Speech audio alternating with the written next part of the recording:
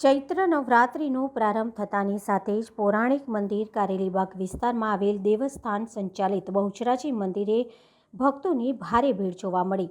સનાતન ધર્મમાં વર્ષ દરમિયાન 4 નવરાત્રિ આવતી હોય છે, જેમાં 2 ગુપ્ત નવરાત્રિ હોય છે તો 2 નવરાત્રિ જાપ અને તપ સાથે અનુષ્ઠાનની નવરાત્રિ હોતી હોય છે। જેમાં આજથી ચૈત્ર નવરાત્રિનો પ્રારંભ થતાની સાથે જ માઈ મંદિરોમાં ભારે ભક્તોની ભીડ જોવા મળી હતી।